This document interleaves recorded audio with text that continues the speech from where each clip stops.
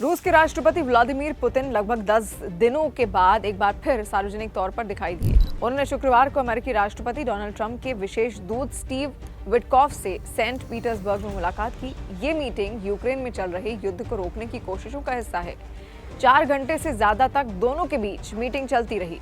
इस बातचीत को रूस ने यूक्रेन समझौते के पहलुओं पर केंद्रित बताया, लेकिन क्या ये मुलाकात शांति की दिशा में कोई बड़ा कदम उठा पाएगी या फिर बातें सिर्फ खबरों तक ही सीमित रहेंगी? डोनाल्ड ट्रंप ने रूस पर शांति वार्ता में तेजी लाने का दबाव बनाया है। शुक्रवार को उन्होंने अपने सोशल मीडिया प्लेटफॉर्म पर यह लिखा कि रूस को जल्दी करना होगा। इस बेकार और भयानक युद्ध में हर हफ्ते हजारों लोग मर रहे हैं। ट्रंप का कहना है कि ये युद्ध कभी नहीं होना चाहिए था।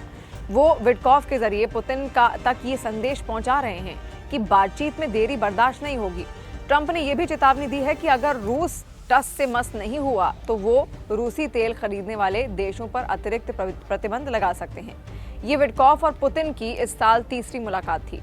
क्रेमलिन के प्रवक्ता दिमित्री पेस्कोव ने कहा कि इस मीटिंग में पुतिन और ट्रंप की आमने सामने मुलाकात की संभावनाओं पर चर्चा हो सकती है। दोनों नेता फोन पर बात कर चुके हैं, लेकिन ट्रंप के दूसरे कार्यकाल में अभी तक उनकी आमने सामने मुलाकात नहीं हुई। दिमित्री पेस्कोव ने इसे बड़ा ना बताते हुए कहा कि इस बैठक से कोई चमत्कार की उम्मीद नहीं है। फिर भी रूस के निवेश दूत किरिल दिमित्रियेव ने बातचीत को उपयोगी करार दिया। उन्होंने कहा कि ये मीटिंग रूस के लिए अपनी चिंताओं को व्यक्त करने का एक मौका होगा। दोनों पक्षों ने ऊर्जा ढांचे पर हमले रोकने के पीछे समझौते का जिक्र किया। हालांकि रूस और यूक्रेन एक दूसरे पर इसका उल्लंघन करने का आरोप शुरुआत से लगाते रहे हैं। राष्ट्रपति पुतिन हमेशा शांति की बात करते रहे हैं, लेकिन वो साफ कहते हैं कि इसके लिए कुछ बुनियादी मुद्दों को हल करना जरूरी है। रूस के मुताबिक पुतिन ये चाहते हैं कि यूक्रेन नेटो में शामिल ना हो, उसकी सेना का आकार सीमित हो और रूस के दावे वाले 4 यूक्रेनी क्षेत्रों से यूक्रेन पीछे हट जाए।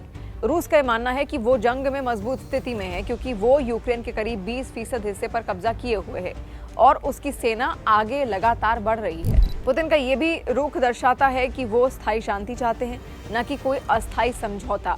शांति की राह में सबसे बड़ा रोड़ा अविश्वास है। यूक्रेन का ये कहना है कि रूस की शर्तें मानने का मतलब होगा सरेंडर करना।